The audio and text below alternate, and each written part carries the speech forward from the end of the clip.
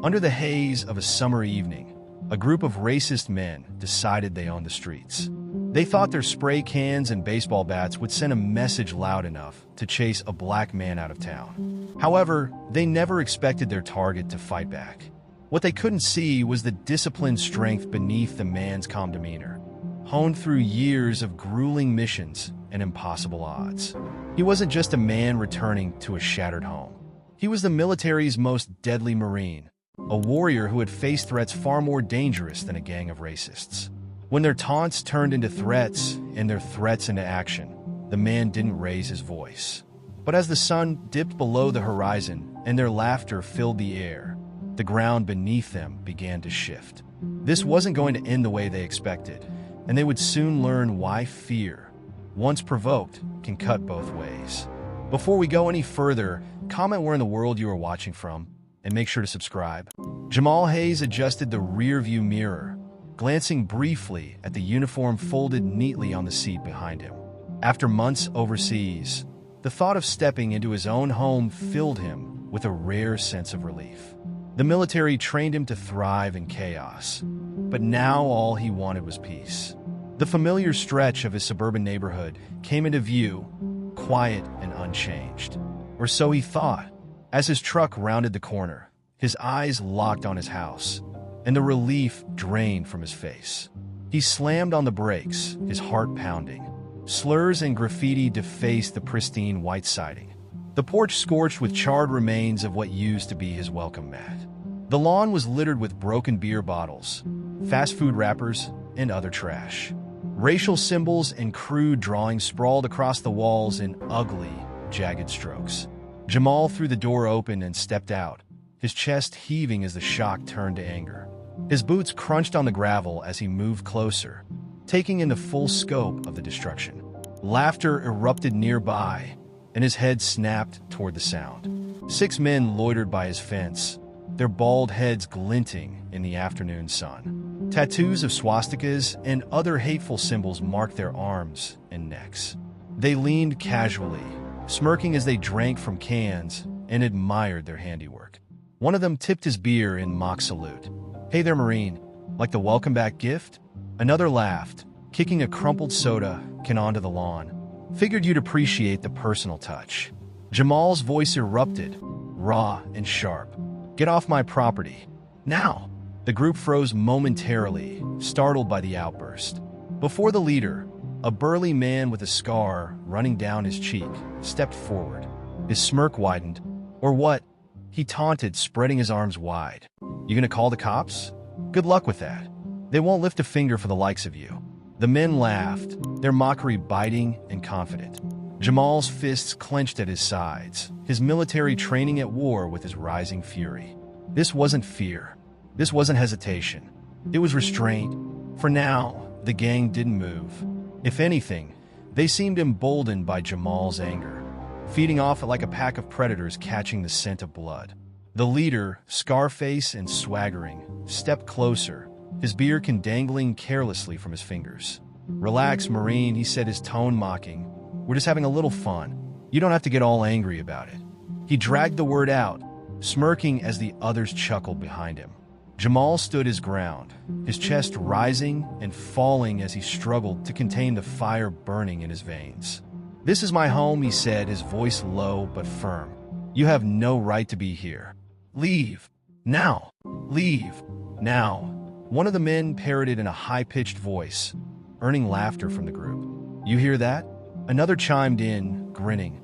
"He thinks he owns this place." The leader stopped a few feet away, tossing his empty beer can onto the lawn. "Let me tell you how it works around here," he said, pointing a finger at Jamal. "We decide who stays and who goes. And guess what? You don't belong here." Jamal's jaw tightened. He could feel his muscles coiling, every instinct screaming at him to act. But he held back. "You're trespassing," he said through gritted teeth. "I'm telling you one last time. Get off my property." The leader tilted his head, feigning confusion. "Your property?" He looked back at his crew, a mock expression of shock on his face. "Did you guys know this was his property?" "Sure doesn't look like it," one of them called out, gesturing to the graffiti. "Looks more like ours now." Scarface grinned. "See, Marine? We're doing you a favor, helping you realize this isn't your home anymore. This town, it doesn't want you. Jamal took a step forward, his eyes narrowing. You're done. Leave. The laughter stopped. The men exchanged glances, the air growing heavier with tension. You got a lot of nerve, Scarface said, his grin fading, thinking you can talk to us like that. You think that uniform makes you untouchable? He took a step closer, invading Jamal's space. Let me tell you something, Marine. You might scare people out there, but here, you're just another. Jamal's hand shot up, stopping Scarface mid-sentence as he pointed toward the fence. You've got 10 seconds to walk off my property. Scarface hesitated, his eyes flicking to Jamal's hand. For the first time, the smirk faltered, replaced by something darker. You think you're tough, huh? He spat. One of the men behind him muttered, maybe we should. Shut up. Scarface snapped without turning. He locked eyes with Jamal again, his lips curling into a sneer. We'll go. For now. But you'd better believe we're not done here. He leaned in closer, his voice dropping to a venomous whisper. This town doesn't want you, Marine, and we'll make sure you get the message. The gang turned and began to walk away, but not before one of them picked up a bottle and hurled it at Jamal's porch. It shattered against the wood, scattering glass across the steps. They laughed as they disappeared down the street, their voices echoing in the stillness. Jamal stayed rooted in place, his fists clenched so tightly, his knuckles turned white, his heart pounded in his ears. The words they'd spat replaying in his mind. He forced himself to breathe, but the rage bubbling beneath the surface refused to settle. He turned back toward his house, the sight of the graffiti and destruction twisting the knife in his chest. This wasn't just an attack on his property. It was an attack on everything he'd worked for, everything he stood for. Jamal walked up the steps, carefully stepping over the shards of broken glass. His hand hovered over the door handle, but he didn't go inside. He couldn't, not yet. The fight wasn't over, not by a long shot. Jamal stood on his porch, staring at the wreckage of his home. The hateful graffiti, the shattered glass, the scorched remnants of his welcome mat. It all felt like a slap in the face. His chest heaved as he struggled to rein in the fury boiling inside him.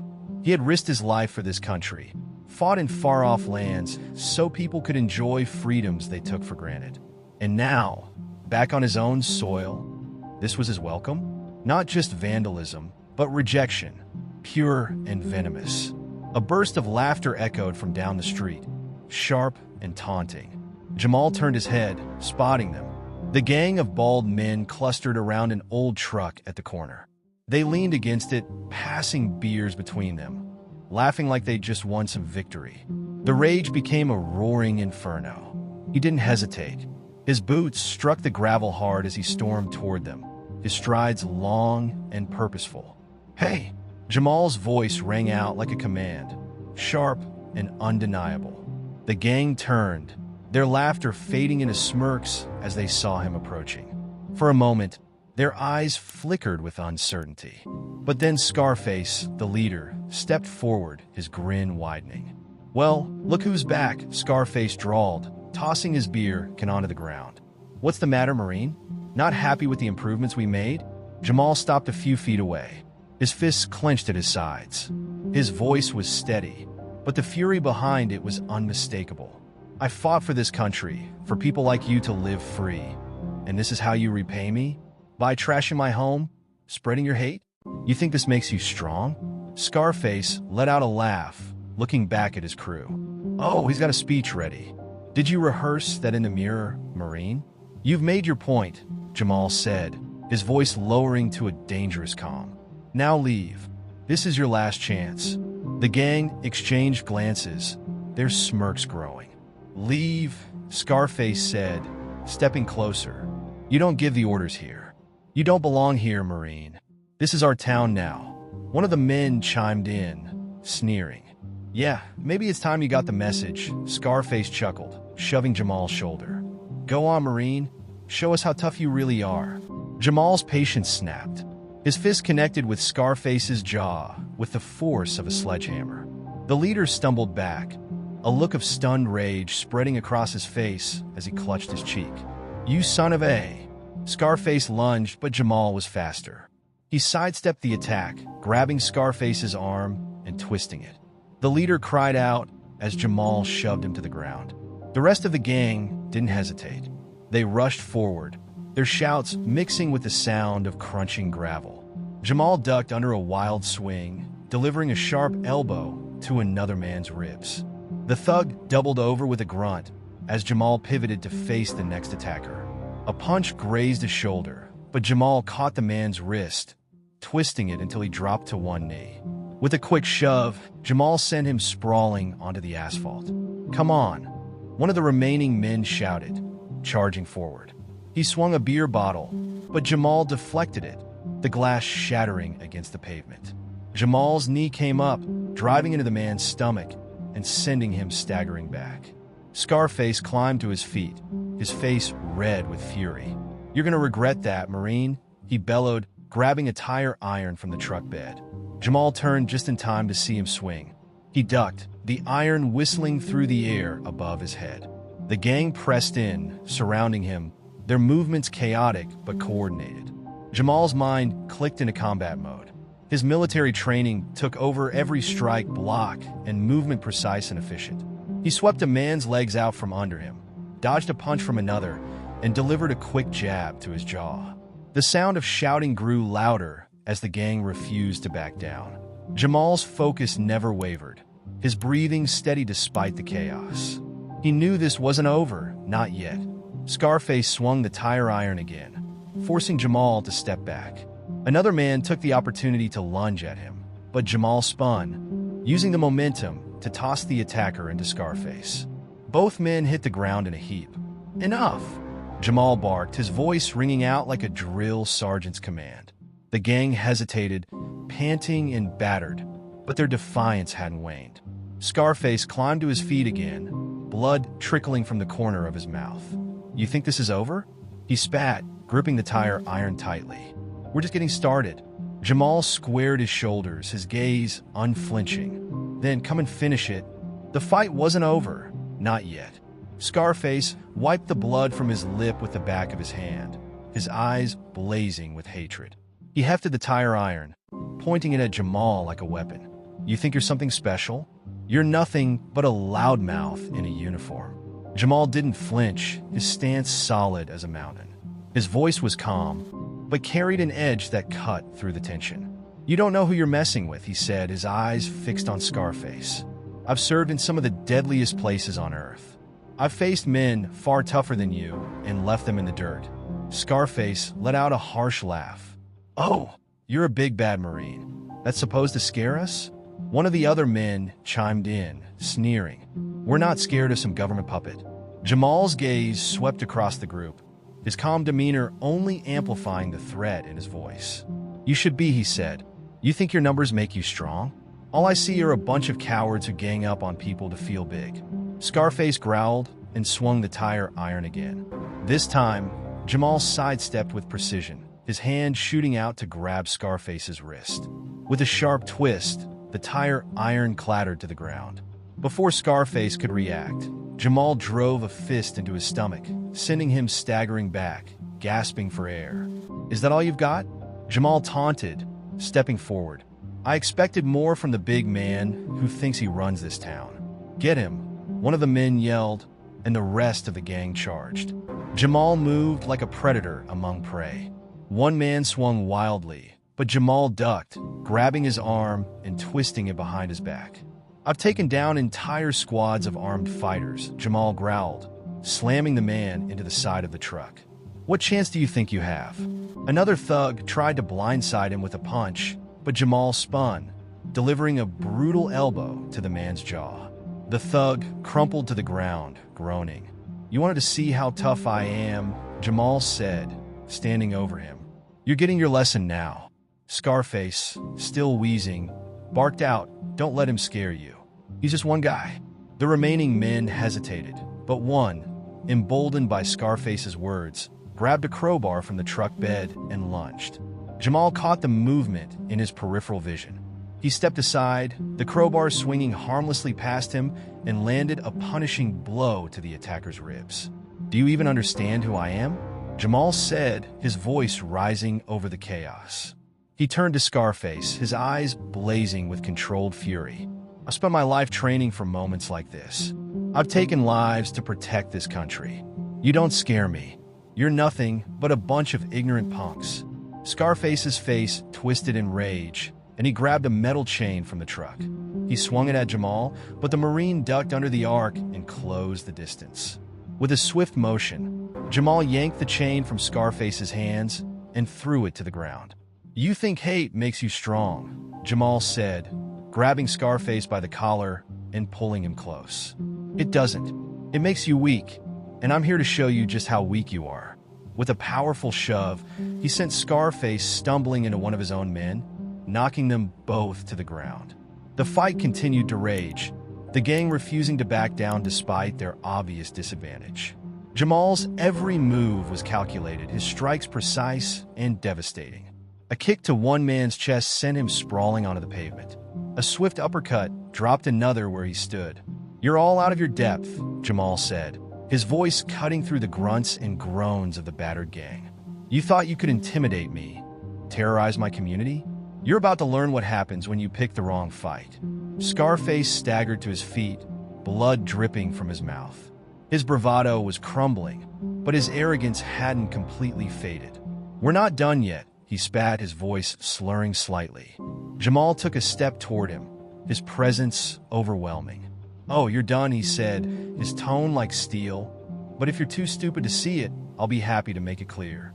Two of the gang members tried to grab Jamal from behind, but he spun, slamming an elbow into one man's face and delivering a punishing knee to the other's stomach. They dropped like sacks of flour, groaning and clutching their injuries. Scarface stood frozen, his bravado finally giving way to fear. Jamal advanced on him, his voice low and deadly. "I warned you. I gave you every chance to walk away, but you wouldn't listen." Scarface tried to backpedal, but Jamal grabbed him by the front of his shirt. "Now you're going to pay for your arrogance."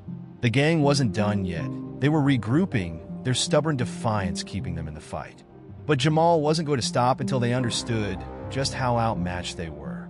Jamal's focus was razor-sharp as he moved through the chaos, his military training turning the fight into a precise, calculated dismantling of the gang. The 6 men charged at him with the desperation of cornered animals, but Jamal had seen this kind of chaos before and conquered it. One of the men swung wildly, his fist aiming for Jamal's jaw, but the Marine ducked with practiced ease. Jamal countered with a brutal uppercut that snapped the man's head back, sending him crumpling to the ground. "You wanted a fight," Jamal growled, stepping over the fallen man. "Here it is." Another thug lunged with a crowbar, yelling incoherently. Jamal sidestepped, grabbing the man's wrist and twisting it until the weapon clattered to the ground. "You're not built for this," Jamal said coldly, driving his knee into the man's stomach. The thug wheezed and dropped to his knees, gasping for air. 2 more rushed him at the same time, trying to use their numbers to their advantage. Jamal ducked low, sweeping one man's legs out from under him before delivering a sharp elbow to the other's ribs. The first man hit the ground hard, groaning as he clutched his leg, while the second stumbled back, his breath coming in shallow gasps. Scarface stood off to the side, his face twisted in anger as he watched his crew fall one by one. "Get up, you idiots," he barked, but his voice betrayed a flicker of doubt.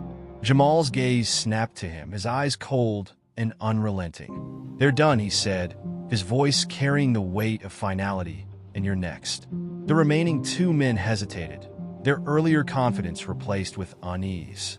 One tried to rally, charging at Jamal with a broken beer bottle. Jamal caught his arm mid-swing, twisting it until the man howled in pain and dropped the weapon. "You're out of your league," Jamal said, shoving him into the side of the truck. The last man tried to grab Jamal from behind, but the Marine spun and delivered a swift kick to his chest.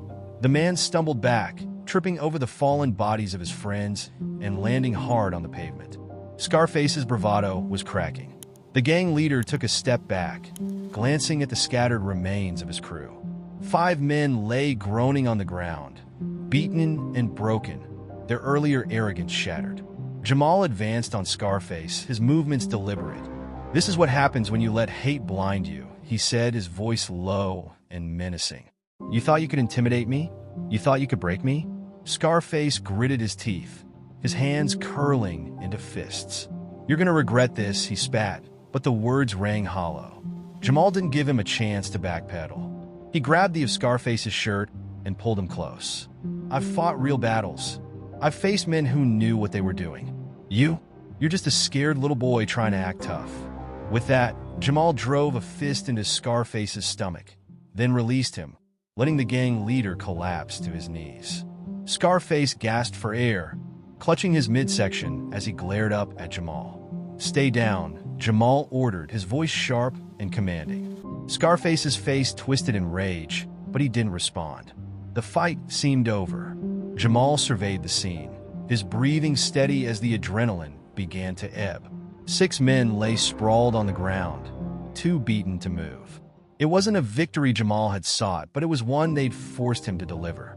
Just as Jamal turned to step back, a searing pain exploded at the back of his head.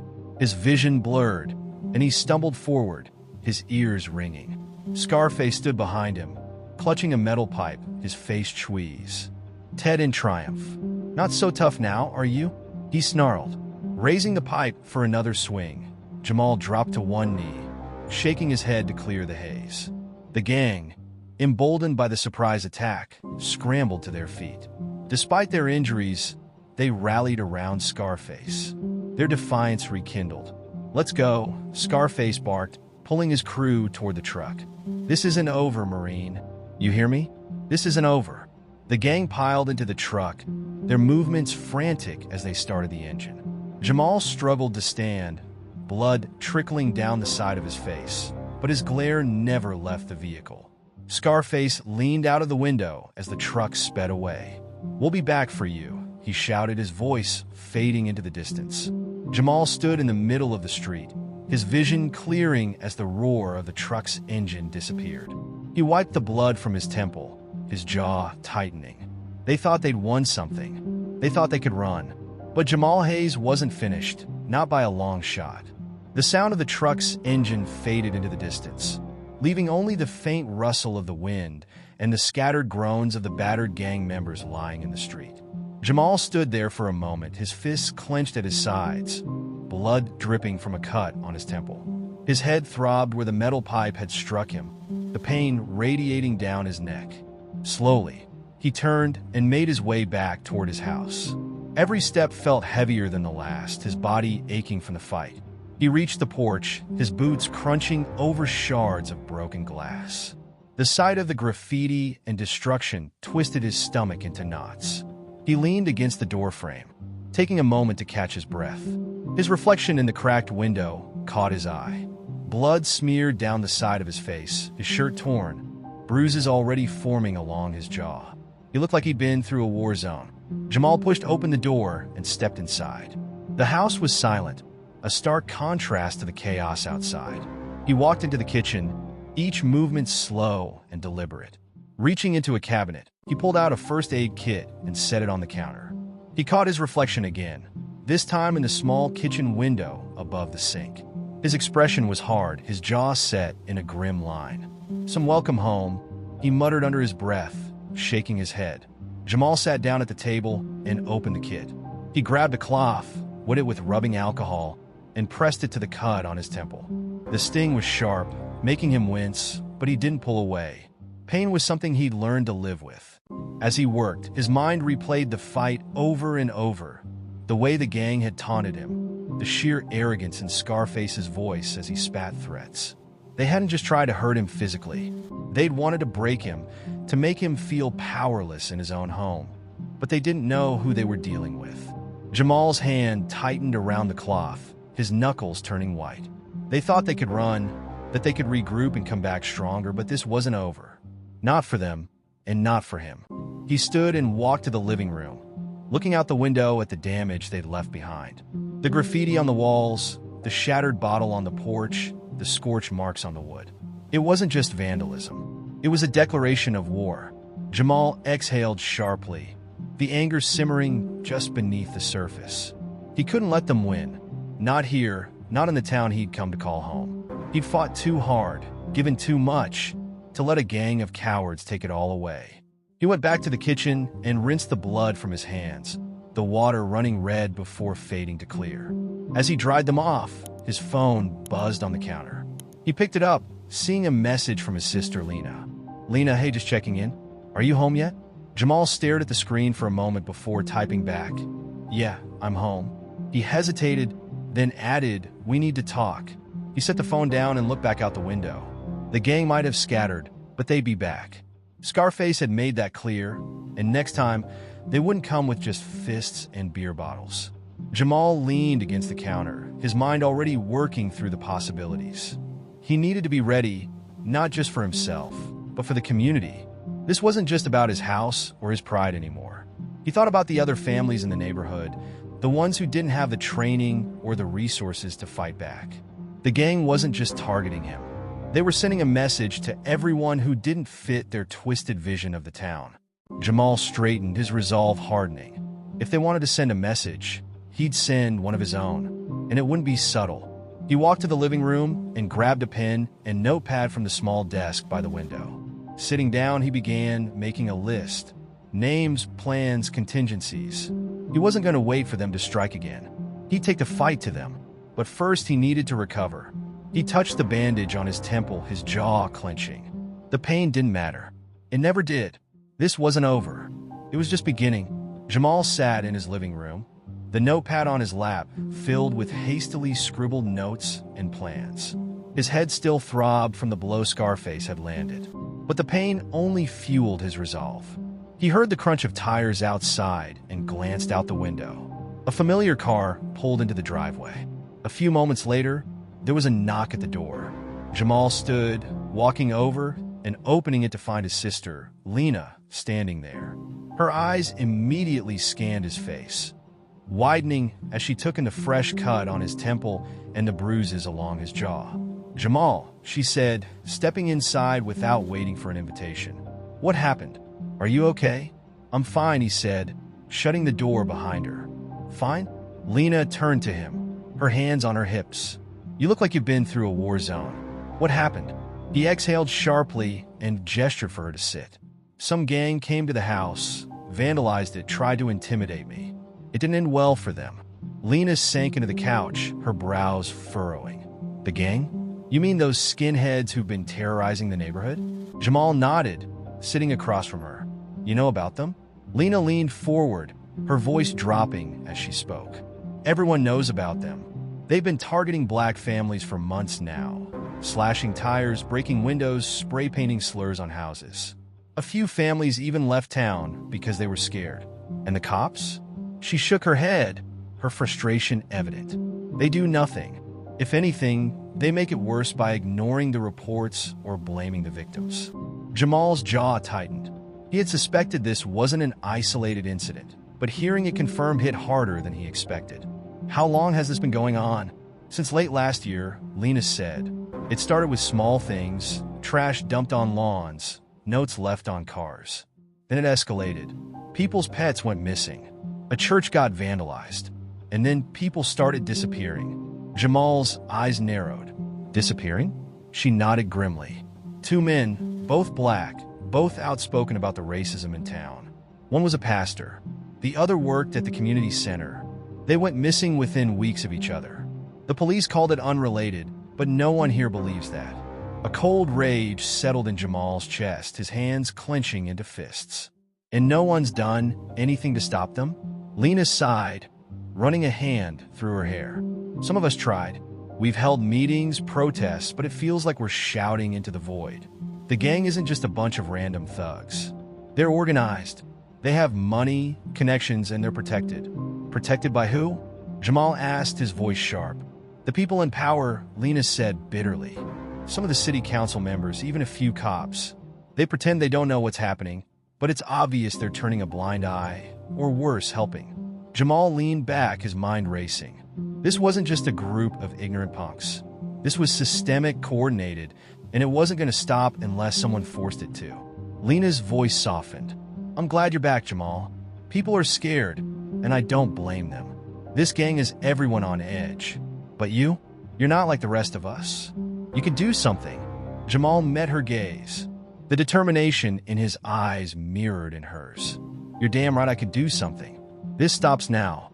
Lena hesitated, then leaned forward, her hand resting on his arm. Just be careful, okay? These people aren't like the ones you've faced before. They don't fight fair. I know, Jamal said, his voice steady, but I don't need them to fight fair. I just need them to show their faces. Lena sighed, leaning back. You always did have a way of throwing yourself into things head first. It's not just about me, Jamal said. It's about everyone they've hurt. Everyone they've scared into silence. They think they can terrorize people and get away with it. That ends here. Lena watched him for a long moment, then nodded. If anyone can stop them, it's you. Jamal stood pacing toward the window. His mind was already working through the possibilities. Do you know where they hang out? Where they operate? Lena hesitated, then nodded. There's an abandoned farm a few miles out of town. People say that's where they meet. It's isolated. Barns, sheds, plenty of space to hide. Jamal turned to her, his expression grim but resolute. It's more than a start. It's where this fight begins. Lena stood, watching him with a mix of worry and pride. Just promise me one thing. Don't get yourself killed. We've already lost too much. I promise, Jamal said, but I can't let this go. Not after what they've done. She nodded, hugging him briefly before heading to the door. Call me if you need anything. And Jamal? Yeah? Show them what real strength looks like. He gave her a faint smile. Oh, they'll learn, one way or another. As the door closed behind her, Jamal turned back to his notepad. This wasn't just about retaliation anymore. This was war. Jamal sat at his kitchen table, his notepad in front of him, filled with half-formed plans and names. His mind raced, piecing together a strategy, but he knew he couldn't do this alone. The gang wasn't just a handful of thugs. It was part of something bigger. He needed backup. He scrolled through his phone, landing on the names of two people he could trust with his life. Corporal Zinkata, Sergeant Travis Lange. Both were Marines he'd served with on multiple deployments. They weren't just skilled. They were loyal. Brothers forged in fire. Jamal hesitated for a moment, then dialed Zane's number. The line rang twice before a familiar voice answered. Carter here. Zane. It's Jamal. Jamal? Man, it's been a minute. How's leave treating you? Could be better, Jamal said. His voice clipped. Listen, I need your help. There was a pause on the other end. Help? What's going on? Jamal leaned back, running a hand over his face. There's a gang in my town. Racist. Violent. They've been terrorizing black families. Vandalism. Threats. People going missing. Tonight, they came after me. Wait, Zane interrupted. They came after you? Are you okay? I'm fine, Jamal said. But this isn't just about me. These guys are organized. They've got connections, resources, and they're trying to push every black person out of town. Zane exhaled sharply. Damn, that's serious. But, Jamal, what exactly are you asking for? I need you here, Jamal said bluntly. I'm going after them. They've got a hideout at an abandoned farm a few miles out of town. I can't take them on alone. The line went quiet. Zane? Man, you know I've got your back. Zane said finally, his voice hesitant. But this isn't like a deployment. We're not in a war zone anymore. If something goes sideways, there's no command. No extraction. This is risky. Hell, it's dangerous. Jamal's grip tightened on the phone. You think I don't know that? I've faced danger my whole life. This isn't about glory or adrenaline. This is about saving people. If we don't stop them, more families will suffer. More lives will be destroyed. Zane sighed. And you're sure about this? Dead sure, Jamal said. I can't stand by and do nothing. Not when I have the skills to make a difference. There was a long pause. Then Zane spoke again. All right, I'll be there. Just tell me when and where. Thanks, man, Jamal said, relief washing over him. I'll text you the details. He hung up and immediately called Travis Lang. The phone rang longer this time, and for a moment, Jamal thought it would go to voicemail. Lang, a gruff voice answered. Travis, it's Jamal. Haze, what's brother? Jamal didn't waste time. I need your help. There's a gang here targeting black families. Tonight, they came after me. I fought them off, but it's bigger than just me. They've been terrorizing the community for months, and no one's doing anything to stop them. Travis grunted. Sounds bad. What are you thinking? I've got a lead on where they operate. An abandoned farm outside town. I'm putting together a team to take them down, but I need you. Travis was silent for a moment. You're serious about this? Dead serious. You know how these things go, Jamal. It's messy. Dangerous. You sure you're ready to deal with that again? Because once you cross that line, I've already crossed it, Jamal interrupted. Tonight they try to intimidate me. Next time, it'll be someone who can't fight back. This isn't just a fight. It's a chance to protect people who can't protect themselves. Travis sighed heavily. Damn, Haze. You always did have a hero complex. It's not about being a hero, Jamal said, his voice firm. It's about doing what's right.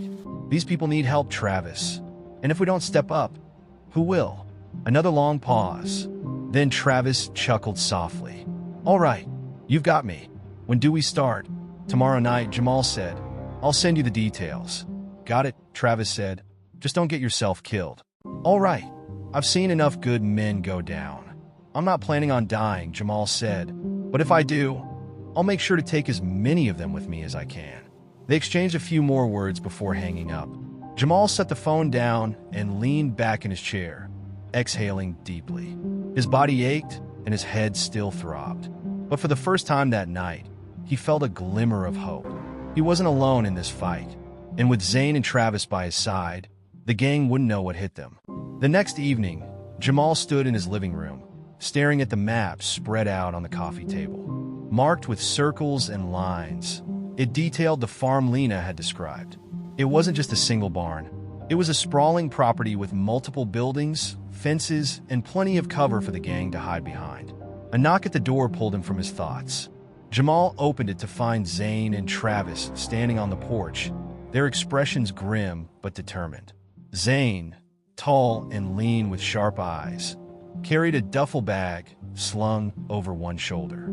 Travis, stockier and weathered, had a steely calm about him that Jamal had always relied on. Glad you could make it, Jamal said, stepping aside to let them in. Zane dropped the bag onto the floor with a thud. You didn't exactly give us much of a choice, he said, smirking faintly. You know I wouldn't have called unless it was serious, Jamal replied, closing the door behind them. Travis glanced around the room, his eyes landing on the map. So, this is it? He asked, walking over to the coffee table. Jamal nodded. The farm. Lena says it's their main hangout. They've been using it to plan their attacks, stockpile weapons, and meet with other groups. Zane crouched down, studying the map. It's got good cover.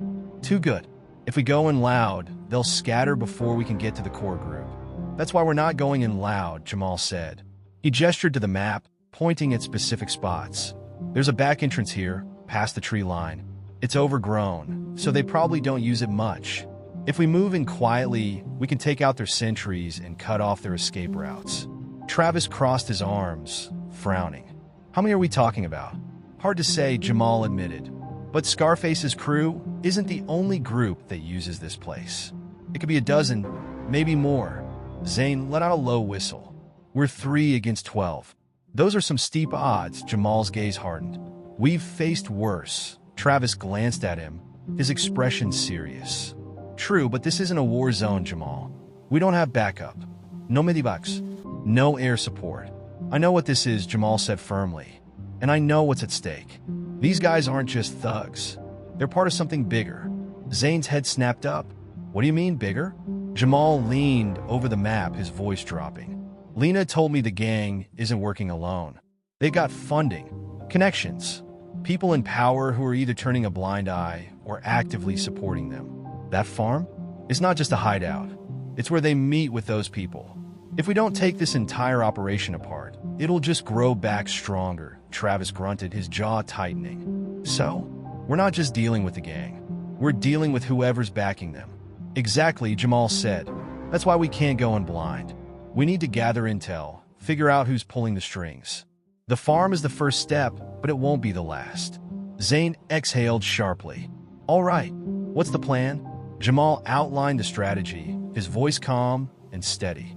We move in under cover of darkness. Zane, you'll handle surveillance. Use the drone to get a layout of the property and pinpoint their positions. Travis, you're on entry with me. We'll take out the sentries first, then work our way toward the main barn. Travis nodded. What about weapons? Jamal gestured to Zane's duffel bag. I've got a few things ready, but I figured you'd come prepared. Zane grinned, unzipping the bag to reveal an array of gear. Handguns, knives, and a compact drone. Thought I'd bring a little something for everyone. Jamal picked up a knife, testing its weight in his hand. This'll do. Travis grabbed a handgun, checking the magazine. And if things go sideways, then we adapt, Jamal said. We've done it before. We could do it again. Zane raised an eyebrow. You make it sound so simple. It's not simple, Jamal admitted, but it's necessary. The three men exchanged a glance, a silent agreement passing between them. They'd been in this position before, outnumbered, outgunned, and with no guarantee of success. But they'd always come through. As they finalized the plan, the sun dipped below the horizon, casting long shadows across the room. Jamal felt the familiar rush of adrenaline, tempered by the weight of responsibility. This wasn't just a mission. It was a fight for justice, for the people who couldn't fight for themselves. When everything was ready, Jamal stood and faced his team. We move out in an hour. Stay sharp, stay quiet, and remember why we're doing this. Zane smirked, his usual cocky confidence showing through. Don't worry, Haze. We've got your back. Travis clapped him on the shoulder. Let's finish this. As they prepared to leave, Jamal looked out the window toward the darkened horizon. The farm was waiting. So was the gang. And somewhere out there, the people funding their hate were watching. They had no idea what was coming. The night was moonless. The sky a blanket of darkness that cloaked Jamal and his team as they crept through the overgrown tree line. The abandoned farm lay ahead, its silhouette barely visible against the horizon. Dim lights glowed from inside the barn and one of the smaller buildings, casting faint beams across the dirt lot. Jamal held up a fist, signaling his team to stop. Zane crouched beside him, already pulling the compact drone from his pack. Travis knelt slightly behind, his eyes scanning the area for movement. 2 sentries, Zane whispered, pointing toward the barn. Jamal followed his finger and spotted them, a pair of men with flashlights, their beams cutting through the dark as they patrolled the perimeter. Jamal nodded. Keep it quiet. We can't alert the others. Zane launched the drone, its quiet hum blending into the night. The small device zipped upward, hovering just above the treetops before gliding toward the farm. Through his tablet, Zane had a bird's-eye view of the property. All right, Zane murmured, eyes fixed on the screen. Main barn's got 3 guys inside armed. Looks like they're sorting through crates, probably weapons. Jamal leaned over to glance at the screen. What about the smaller building? Hold on, Zane said, steering the drone toward the shed.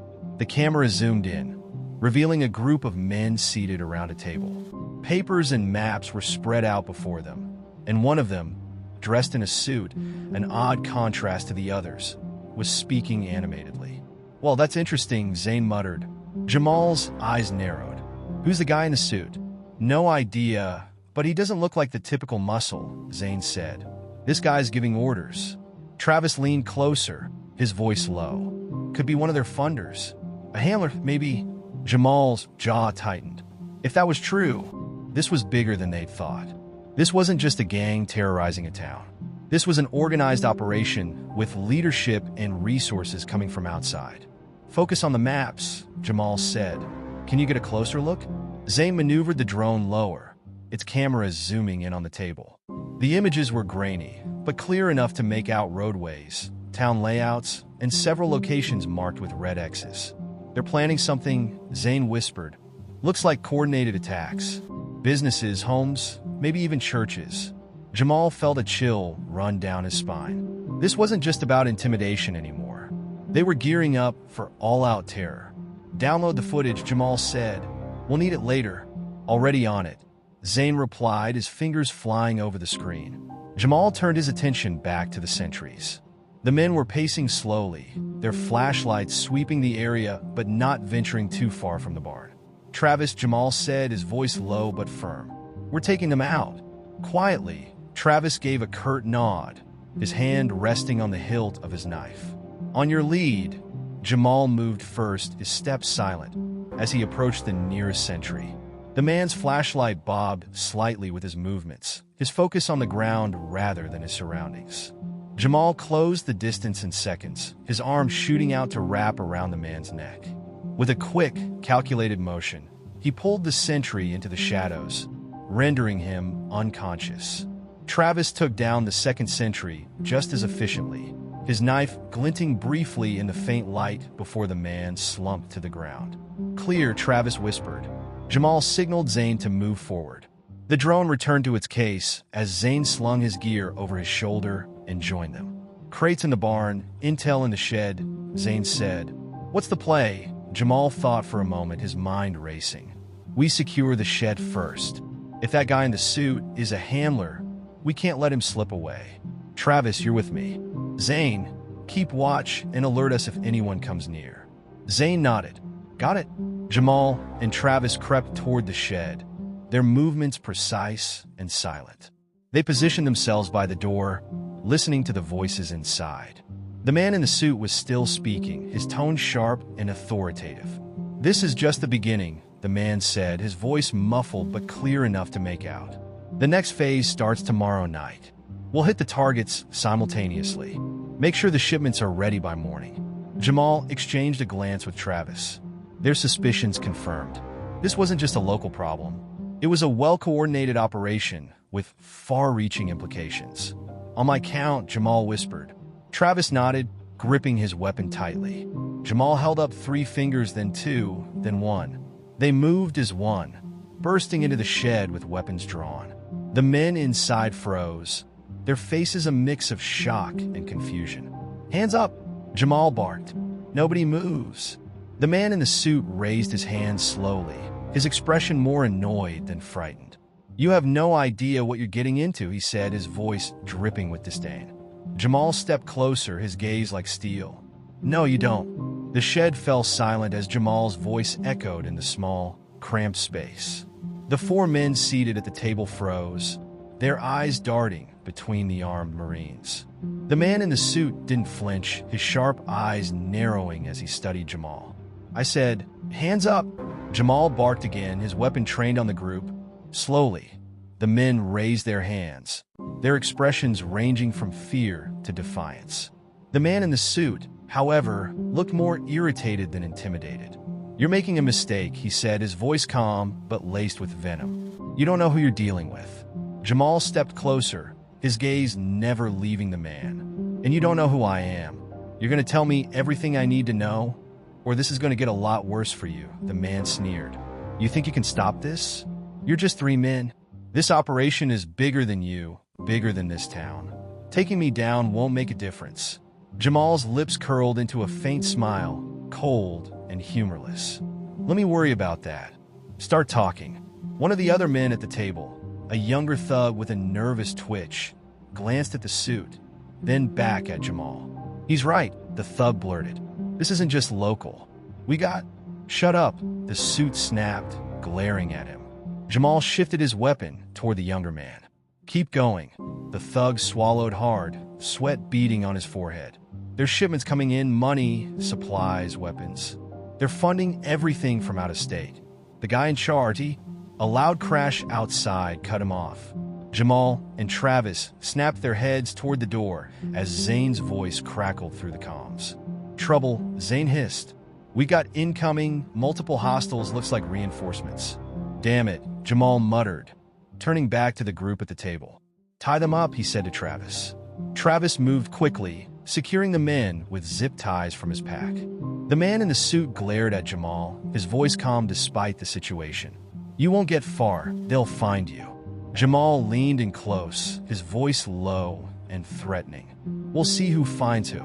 The sound of approaching footsteps grew louder. Jamal grabbed a stack of papers and maps from the table, stuffing them into his bag. "Move," he ordered Travis. The two exited the shed, crouching low as they scanned the area. Zane's voice crackled again through the comms. "They've got trucks pulling up. I'm falling back to the tree line." "Wait, no, they've got me." "Zane," Jamal called into the comms, but there was no response. Travis cursed under his breath. "They got him." Jamal's jaw clenched, his mind racing. He looked toward the barn, where several men were dragging Zane toward one of the trucks. The drone operator was struggling, his arms pinned behind him, but the gang outnumbered him 5-1. "Damn it," Jamal growled. "We can't leave him," Travis said, his voice tense. Jamal scanned the scene, weighing their options. The reinforcements were too many to take head-on. He turned to Travis, his voice steady despite the urgency. "We'll get him back, but we can't do it here. We're outnumbered and outgunned." Travis looked ready to argue, but nodded. "What's the plan?" "Fall back to the rendezvous point," Jamal said. "We regroup, go over the intel, and figure out where they're taking him. And if they don't take him anywhere, they will," Jamal said firmly. "He's valuable to them now. They'll want to know what he saw, what he knows. We'll use that to our advantage." Travis hesitated, then gave a curt nod. The two moved quickly but quietly, slipping back into the tree line. The sound of engines roared to life behind them as the gang mobilized.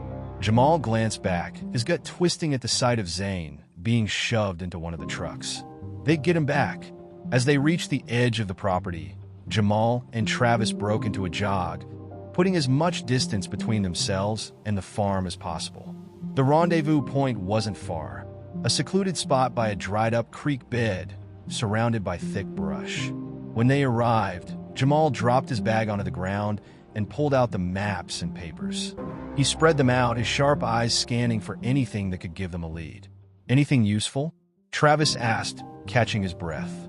"Looks like it," Jamal said, pointing to a series of markings on one of the maps. "There's another location circled here. Could be where they're taking Zane." Travis leaned over, his expression grim. "What if it's a trap?" Jamal met his gaze. "Doesn't matter. We're getting him back." The dry creek bed was eerily quiet. The faint rustle of leaves in the night breeze the only sound. Jamal crouched by the spread of maps and papers. His jaw clenched as he scanned the intel they'd pulled from the shed. A marked location stood out, a storage facility on the outskirts of the neighboring town, circled in red ink. Travis leaned against a nearby tree, keeping an eye on the perimeter. He glanced at Jamal, who hadn't spoken much since they'd reached the rendezvous point. "You all right?" Travis asked finally, breaking the silence. Jamal didn't look up. "No," he said flatly.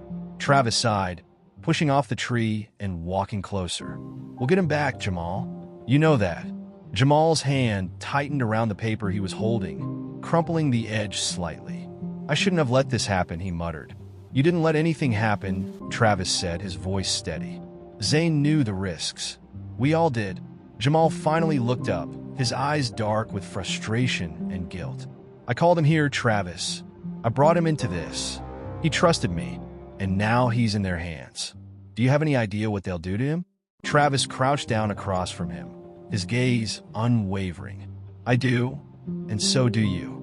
That's why we'll get him back." Jamal shook his head, his anger bubbling to the surface. "I should have seen it coming. I should have been faster, smarter. I'll let them take him." Travis leaned forward, his voice firm but not unkind. "You didn't let anything happen, Jamal. These people are organized and they're dangerous. Blaming yourself isn't going to help Zane. What's going to help him is us getting our heads straight and doing what we do best." Jamal exhaled sharply, running a hand over his face. The tension in his shoulders didn't ease, but he nodded. "You're right," he admitted reluctantly. "But it doesn't make this any easier." "It's not supposed to be easy," Travis said. "If it were, we wouldn't be here. But you've faced worse, and so has Zane. He's tough. He can hold out until we get to him." Jamal stared at the map again, his jaw tightening. "This place," he said, tapping the circle location. "It has to be where they took him. It's isolated, and it matches what we've seen so far. If they're holding him anywhere, it's there." Travis peered at the map, nodding slowly. "Looks defensible. Probably another group there. Reinforcements?" "Good," Jamal said, his voice hardening. "The more of them we take out, the better. This isn't just about getting Zane back. It's about dismantling their operation piece by piece." Travis raised an eyebrow. "You sure you're ready for this? You're running on fumes, and we're outnumbered." Again, Jamal looked up at him, his eyes blazing with determination. "I don't care how tired I am. I don't care how many of them there are. They took one of ours, and I'm not stopping until I bring him home." Travis studied him for a moment, then gave a small nod. "All right, I'm with you." What's the plan? Jamal sat back, rubbing his temple as he thought. We approach quietly like before. Gather intel. Figure out where they're holding him. If we can, we go in without making a scene. But if it comes to a fight, he glanced at Travis. We end it? Travis smirked faintly. That's more like it. Jamal's expression didn't soften. This isn't just another mission, Travis. These people aren't going to stop unless we make them. Zane's capture might buy us time. They'll want to interrogate him, figure out what we know. That gives us a window, but it's not a big one. Then we use it, Travis said. Hit them hard. Take what we need and get out. Jamal nodded, his resolve firming. He folded the map and slipped it into his bag, then began checking his gear. Travis followed suit, his movements steady and methodical. After a moment, Jamal spoke again, his voice quieter. You ever wonder if it's worth it? Travis glanced at him, surprised by the question. What do you mean? All of it, Jamal said. The fights, the sacrifices, putting ourselves on the line over and over. Do you ever wonder if it makes a difference? Travis was silent for a moment, then shook his head. I don't wonder. I know it makes a difference. Maybe not to everyone. Maybe not in the big picture. But to the people we save? To the lives we change? It matters. Jamal looked at him, the weight of Travis's words sinking in. He nodded slowly. You're right. Travis smirked again, grabbing his rifle. I usually am. Jamal chuckled softly despite himself, the tension in his shoulders easing just slightly. Let's get to work. They stood, shouldering their gear. The night stretched out before them, quiet and uncertain. But Jamal's steps were steady as they moved toward the fight. The storage facility loomed in the darkness, its stark metal walls illuminated by the faint glow of floodlights mounted at the perimeter. The property was surrounded by a chain-link fence topped with barbed wire, and Jamal counted at least 2 guards pacing along the entrance. Jamal and Travis crouched behind a cluster of bushes, their breath shallow as they assessed the situation. Jamal adjusted his night vision goggles, the facility's layout becoming clearer in shades of green. 2 at the gate. Jamal whispered, another on the roof with a rifle. Travis peered through his own goggles, scanning the area. They've upped their defenses. Must be expecting something. Good, Jamal said, his tone sharp. The more they prepare for us, the more we know we're hitting the right place. Travis smirked faintly, but stayed focused. What's the move? Jamal studied the guards' patterns for a moment longer. We take out the sentries first, then move toward the main building. Zane's likely inside. If they're holding him here, they'll want him somewhere secure, but close enough to keep an eye on. Travis nodded, gripping his rifle tightly. I'll take the roof. You handle the gate. Jamal gave a curt nod, and they split off, moving like shadows through the brush. Jamal crept closer to the fence, his steps silent as he approached the first guard. The man was pacing, his flashlight beam cutting through the darkness in slow, deliberate arcs. Jamal waited until the guard turned away, then closed the distance in a few swift strides, his arm wrapped around the man's neck, cutting off his air as he dragged him into the shadows. The guard struggled for a moment before going limp, and Jamal lowered him gently to the ground. He signaled to Travis, who had already climbed silently onto the roof. A soft thud signaled the end of the rooftop sentry, and Jamal saw Travis give a quick thumbs up before disappearing over the edge. The second guard at the gate was facing away, unaware of the danger. Jamal crept up behind him, delivering a swift strike to the back of his head with the butt of his rifle. The man crumpled to the ground without a sound. Gates clear, Jamal whispered into his comm. Roof's clear too. Travis replied, moving to the entrance. Jamal moved quickly, disabling the padlock on the gate with a pair of bolt cutters from his pack. The chain fell away with a soft clink, and he pushed the gate open just enough for him and Travis to slip inside.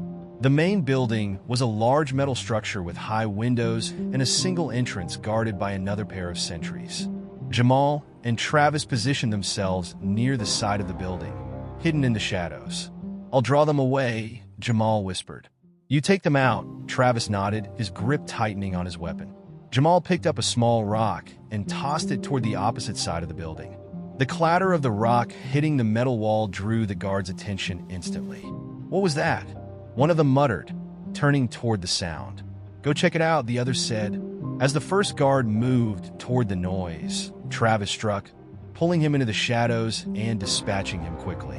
Jamal moved in on the second guard, taking him down with a precise blow to the temple. With the entrance clear, the two Marines slipped inside.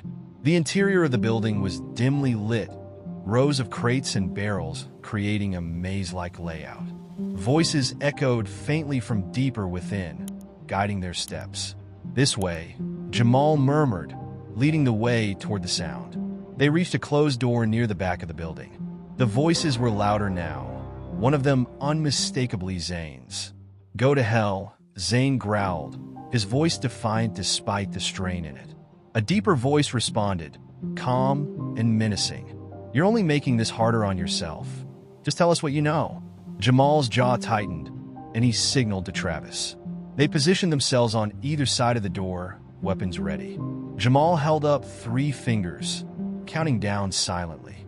3, 2, 1. They burst into the room, weapons trained on the 2 men standing over Zane, who was tied to a chair, blood dripping from a cut on his cheek. The captors froze, their hands instinctively going up. "Step away from him," Jamal ordered, his voice cold and commanding. One of the men hesitated, his hand twitching toward his weapon. Jamal didn't wait. He fired a warning shot into the floor, the crack echoing in the small room. "I said step away." The man backed off, his hands raised higher. Travis moved in quickly, cutting Zane loose while Jamal kept his weapon trained on the captors. "You all right?" Travis asked Zane, who nodded grimly, wincing as he stood. "Better now," Zane said, his voice hoarse but steady. Jamal's eyes flicked to the captors, his voice like steel. "Start talking. Who's pulling your strings?" The 2 captors stood frozen, their hands raised as Jamal's weapon remained trained on them. The tension in the room was thick. The faint hum of the facility's lights, the only sound. "Talk," Jamal ordered, his voice low and commanding. "Who's funding you? What's the plan?" The wiry man with a sneer on his face scoffed, his expression defiant. "You're wasting your time. You don't have the reach to stop this." Jamal took a step forward, his voice cold. "I've stopped worse. Start talking before this gets worse for you." The man's sneer faltered. "Fine. The money comes from out-of-state businessmen, politicians, people who want to clean up towns like this." Jamal's jaw tightened. "Names, locations, I don't know their names." The man stammered, "But there's a meeting scheduled in 3 days, big one. They're finalizing plans to expand." "Where?" Travis asked sharply, his voice cutting through the air. The man hesitated before glancing at his partner, who shifted nervously. "Capitol Ridge," he muttered. "There's a place there, a warehouse. They're meeting there to go over the next phase." "And the weapons?" Jamal pressed. The second man blurted out, "Denver. There's a hub there where everything's moved before it comes here." "Shut up," the wiry man snapped, glaring at him. Jamal's eyes narrowed. "Good. Now STA. Why right where you are?" Before he could say more, the sound of hurried footsteps echoed from outside the room. Zane, leaning against the wall and catching his breath, stiffened. "We got company," he murmured. The door burst open, and several men stormed in, their voices sharp. "Get them!" Jamal and Travis moved quickly, flipping the table for cover. "Stay down," Jamal barked to Zane, who ducked behind a stack of crates. "Don't let them escape," one of the attackers shouted, their voices overlapping in the commotion. Jamal raised his voice, calm and authoritative. "Stand down. We don't want to hurt anyone, but you're out of your depth here." The gang hesitated for a moment, their aggression faltering. "You're cornered," another voice called out. "There's no way out." Jamal exchanged a glance with Travis, who gave a faint smirk. "We'll see about that." Travis threw a flashbang into the hallway, the burst of light and sound halting the attackers in their tracks. "Let's go."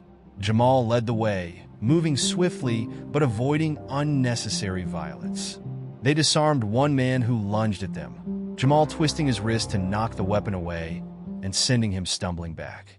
"Out of the way," Jamal ordered firmly, his tone brooking no argument. The attackers hesitated, their bravado faltering as Jamal and Travis advanced with calm precision. They used non-lethal techniques to subdue those who tried to block their path. An elbow here, a sweep of the leg there, but left most untouched, their focus on getting out. Zane followed close behind, his steps unsteady but determined. "The exit's ahead," he called out. They moved as one, weaving through the facility until they reached the glass doors leading outside. The sound of reinforcements echoed behind them, but the team didn't stop, slipping into the open air and heading for the tree line. Once they reached the cover of the trees, Jamal signaled for them to pause. He turned to Zane, scanning him for injuries. "You all right?" Zane nodded, though his face was pale and his breaths were shallow. "Yeah, thanks for coming back." "Always," Jamal said firmly. He turned to Travis, who was catching his breath. "We got the intel, Capitol Ridge, Denver. This operation is bigger than we thought." Travis gave a short nod, his expression grim. "And now they know we're coming. We're not just dismantling a gang anymore. We're going after everyone behind this." Jamal's gaze hardened as he looked back toward the faint glow of its lights visible through the trees. "Good," he said. "Let them know. It won't stop us." Travis smirked faintly, his tone lightening just a bit. "Let's make it count then." Jamal nodded, already planning their next move. The fight wasn't over, it was just getting started. The safe house was small but secure, tucked away in a wooded area miles from the chaos they'd just escaped. Inside, the air was heavy with tension as Jamal spread the gathered intel across the table. Zane sat nearby, nursing his bruised ribs, while Travis leaned against the wall, arms crossed, his sharp eyes scanning the papers. "This is it," Jamal began, his voice steady but resolute. "Capitol Ridge, a warehouse on the outskirts. It's not just a meeting spot, it's the core of their operation. Their leaders, their logistics, their money, it all flows through this place. If we take it out, we dismantle everything." Zane leaned forward, wincing slightly but determined. "And Scarface?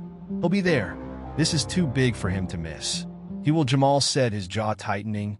"He's been the face of their terror in this town. And if we take him down, we send a message to everyone involved. But this isn't just about him. This is about cutting off their power at the source." Travis stepped closer to the table, his brow furrowing as he studied the layout. "How do we make it stick?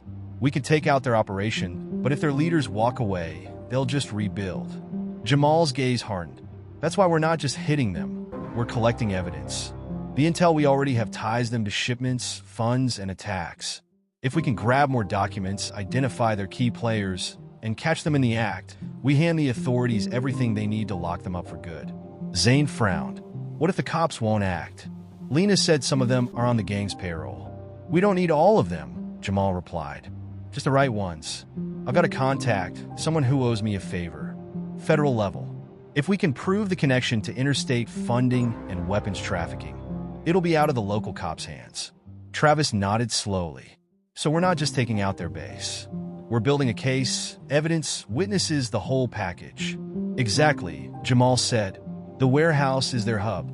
If we hit it, we not only cut off their operation, but we expose everyone involved. Funders, leaders, even their supply lines.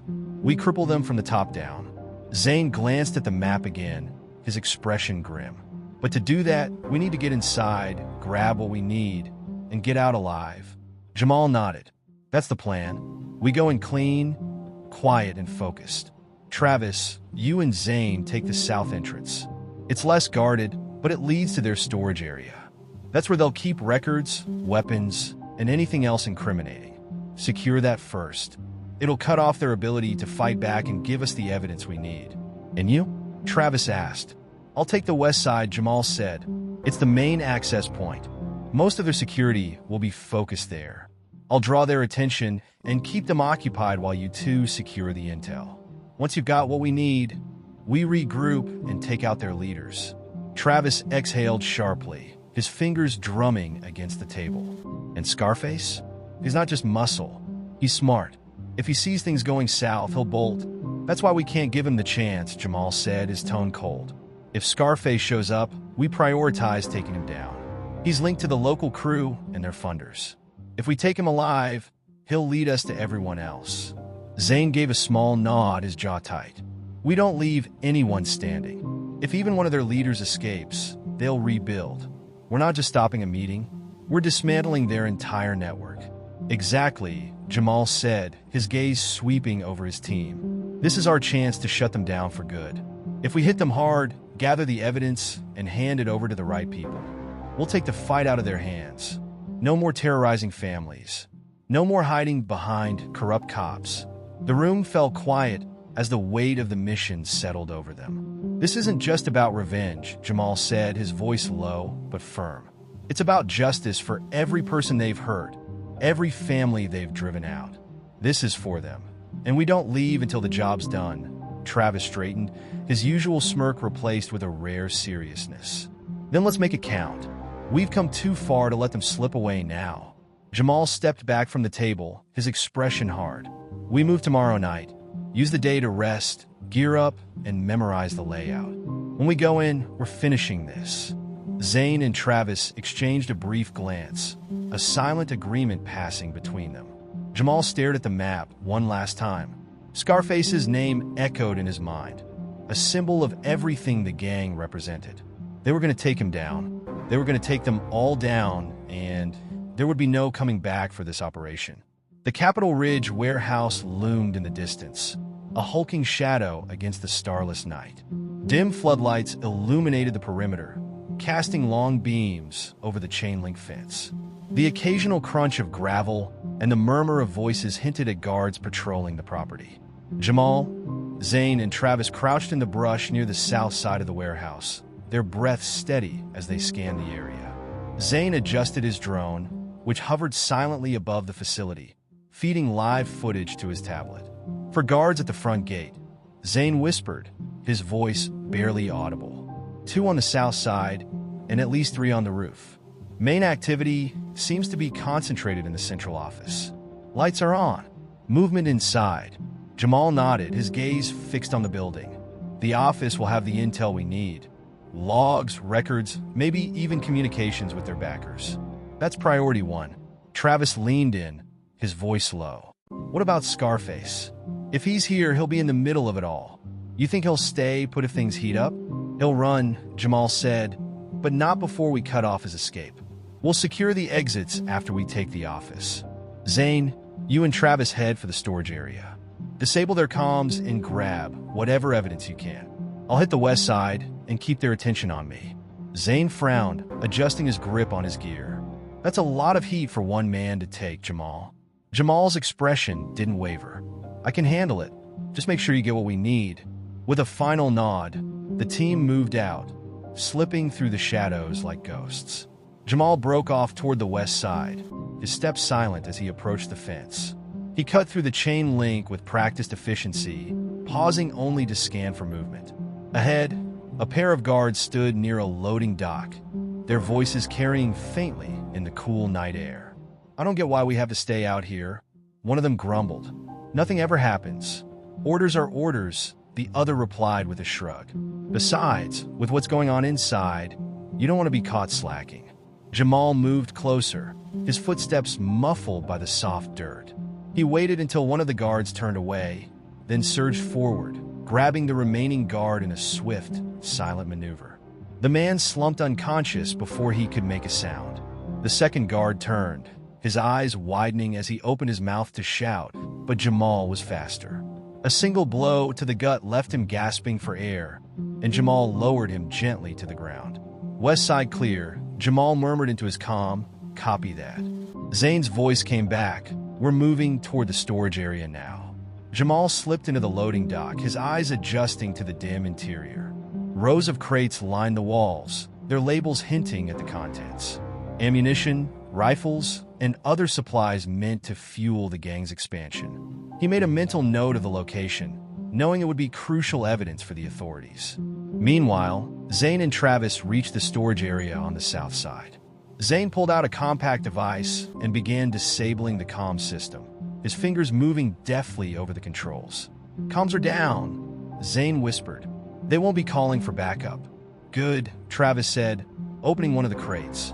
Inside, he found stacks of documents, shipment logs, invoices, and maps marked with the gang's plan targets. This is what we need. As they worked, voices from the central office grew louder. Jamal crept closer, positioning himself outside a window. Inside, he spotted Scarface, his distinct scar catching the light as he gestured angrily at the others in the room. They're late, Scarface snapped, his voice sharp. We can't afford delays with the next phase. If this doesn't go off smoothly, we're done. Jamal's jaw tightened. He activated his comm. Scarface is here. He's in the office, running the show. Do we move on him now? Travis asked. Not yet, Jamal replied. Secure the intel first. I'll keep him busy. He waited for Zane and Travis to signal they'd finished before stepping into the open. Jamal made no attempt to hide as he entered the office, his weapon raised. The room froze as Scarface and the others turned to face him. Well, Scarface said, his tone mocking. Look who decided to crash the party. This ends here, Jamal said, his voice calm but firm. The operation. The terror. You're done. Scarface's smirk didn't falter. You think you can stop this? You're just one man. Jamal's gaze didn't waver. One man who's already taken down half your crew. And I'm not alone. Scarface's confidence flickered as Jamal's words sank in. Before anyone could react, Jamal fired a shot into the ceiling, the crack of the gun silencing the room. Hands where I can see them, he ordered, his voice like steel. The others hesitated, but Scarface's gaze hardened. You've got guts, Marine. I'll give you that. But you've just signed your death warrant. The air in the office was heavy with tension as Jamal's command echoed. Hands where I can see them. The men around Scarface froze, their eyes darting toward him for direction. Scarface's smirk widened, his posture loose but dangerous.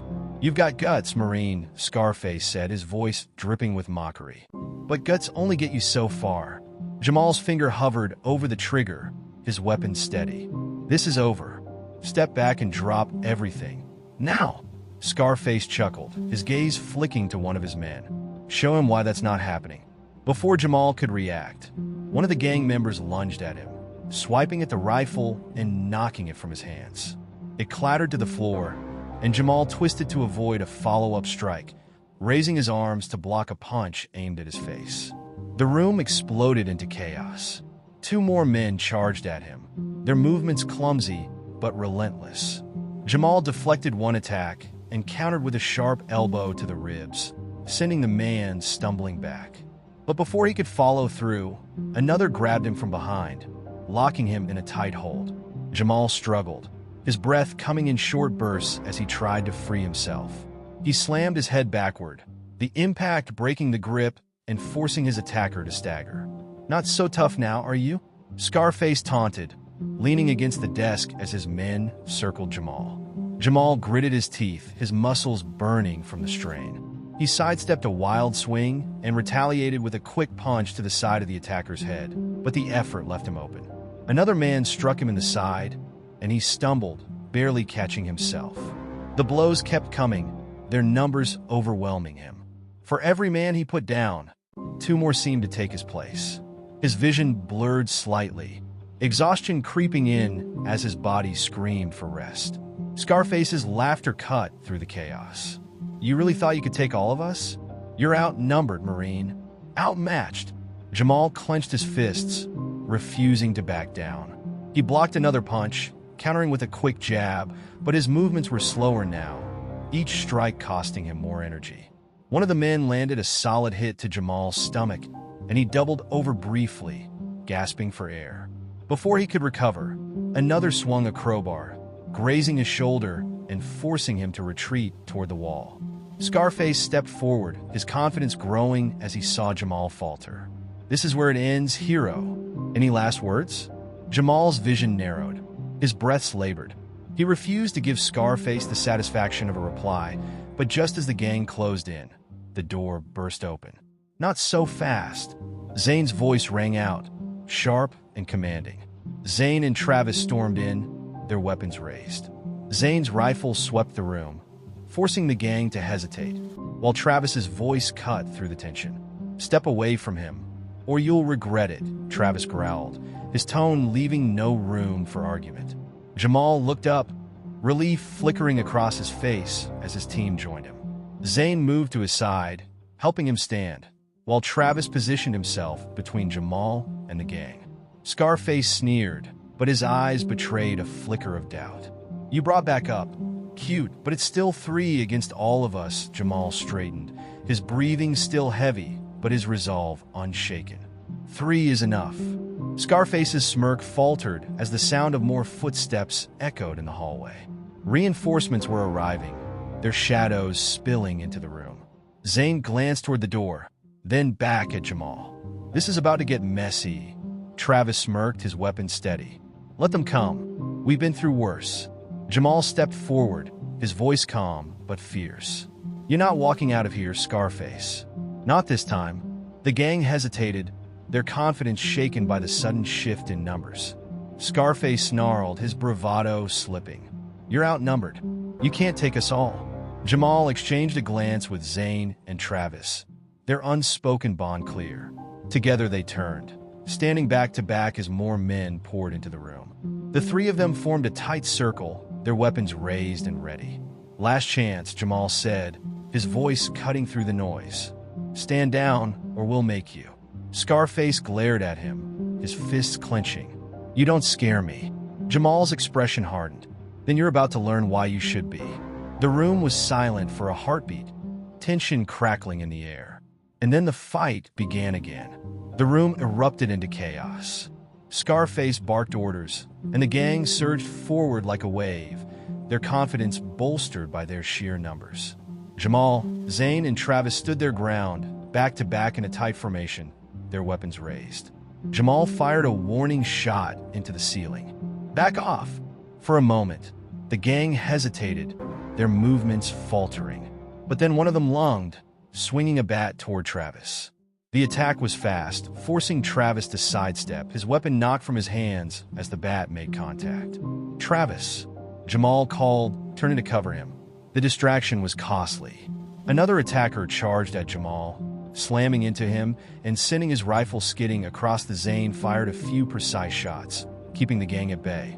But he was quickly overwhelmed as two men rushed him, knocking the rifle from his grip. Within seconds, all three Marines were disarmed, surrounded by the gang. Jamal's fists clenched as he scanned the room. The gang outnumbered them 10-1, their makeshift weapons ranging from bats to pipes. Scarface stood at the back, watching with a triumphant smirk. "Look at you now," Scarface sneered. "Big bad Marines, stripped of your toys." Jamal rolled his shoulders, his voice steady despite the odds. "Toys don't win fights, skill does." With that, the first attacker lunged. Jamal met him head-on, sidestepping the swing of a pipe and delivering a powerful uppercut that sent the man sprawling. Beside him, Zane ducked under a bat and countered with a brutal elbow to the ribs, while Travis disarmed another attacker with a quick, precise kick. The fight was chaotic, a whirlwind of fists, feet, and improvised weapons. Jamal moved with calculated precision, his military training shining through. He grabbed a man by the arm, twisting it sharply to disarm him before delivering a devastating punch to the gut. "Keep moving," Jamal shouted to his team, dodging another swing. Zane and Travis fell into a rhythm, their movements synchronized as they fought side by side. Zane caught an attacker's wrist mid-swing, holding him in place, while Travis delivered a punishing knee to the stomach. Two more coming from the left. Zane called out, pivoting to block a kick. "Got it," Travis replied, charging forward to intercept. Jamal blocked a punch aimed at his face, retaliating with a swift kick to his opponent's knee. He spun just in time to deflect another blow, his elbows slamming into the man's jaw. Despite their training, the gang's sheer numbers began to take a toll. Jamal felt the sting of a pipe grazing his shoulder, the impact numbing his arm. Zane stumbled briefly, a punch landing squarely on his ribs, but he recovered quickly, sweeping his attacker's legs out from under him. "Stay close," Jamal barked, tightening their formation. The gang pressed harder, their desperation growing. One man grabbed Travis from behind, locking him in a chokehold. Jamal lunged forward, prying the man off and throwing him into another attacker. "Thanks," Travis muttered, his breathing heavy. "Don't mention it," Jamal said, his focus already shifting to the next threat. "SCA." Rafai's voice cut through the chaos. "Don't let up. Take them down." Jamal's eyes locked on Scarface, the gang leader's confidence still evident, despite the fight turning against him. Jamal ducked under a swing, his fists connecting with another attacker's ribs before turning to Zane and Travis. "We finish this now," Jamal said, his voice low but commanding. "Together." The three surged forward, their movements sharp and coordinated. Zane grabbed a chair, using it to block an incoming attack, while Travis used a discarded bat to disarm another thug. Jamal targeted the larger man, his strikes precise and punishing as he cleared a path towards Scarface. The remaining gang members faltered, their morale crumbling as they saw their comrades taken down one by one. "Hold your ground," Scarface shouted, but his voice lacked its earlier conviction. Jamal reached him first, his eyes blazing. Scarface swung a fist, but Jamal dodged easily, grabbing him by the collar and driving him into the wall. "This ends now," Jamal growled, his grip tightening. Scarface struggled, his confidence replaced with panic. "You don't understand, this is bigger than you." Jamal's expression didn't waver, not anymore. With a final, powerful punch, Jamal sent Scarface crumpling to the floor. Around him, the last of the gang members were subdued, either unconscious or too injured to fight back. Zane and Travis stood beside him, their breathing heavy but triumphant. The room fell silent, the only sound the distant wail of approaching sirens. Jamal looked at his team, his voice steady despite his exhaustion. "We did it." Zane smirked, rubbing his sore shoulder. "Not bad for being outnumbered," Travis chuckled. "Yeah, but next time, let's not lose our weapons." Jamal allowed himself a small smile, then turned to Scarface, who groaned on the floor. "It's over," Jamal said, his tone firm, "and you're going to answer for everything you've done." The sirens grew louder, signaling the end of the gang's reign. The warehouse was eerily quiet now, the groans of defeated gang members, the only sounds cutting through the still air. Jamal, Zane, and Travis stood amidst the wreckage, their bodies battered but their resolve intact. "The sirens are getting closer," Zane said, glancing toward the open door. "We've got minutes before the cops show up." Jamal nodded, his eyes scanning the room. "Then we use every second. We got to make sure we find everything. Documents, evidence, anything that ties them to their backers. Let's move." The team split up, navigating the maze of crates and scattered debris. Jamal moved methodically, prying open containers and rifling through their contents. Most were filled with weapons, ammo, and tactical gear, confirming the gang's organized nature. "Got more shipment logs," Travis called out, holding up a stack of papers. "Looks like they've been moving supplies to different towns for months. Could be the start of an expansion." "Baggett," Jamal said, "the more evidence we collect, the harder it'll be for anyone to cover this up." Zane's voice crackled through their comms. "Guys, I found something. Back room, north side." Jamal and Travis exchanged a glance before heading toward Zane's position. They found him standing outside a heavy steel door, his expression tense. "It's locked," Zane said, stepping aside to let Jamal inspect it. Jamal tried the handle, then gave a short nod. "Travis, you're up." Travis pulled out a crowbar from his pack, jamming it into the seam of the door.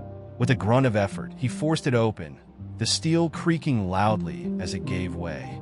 The room inside was starkly different from the rest of the warehouse.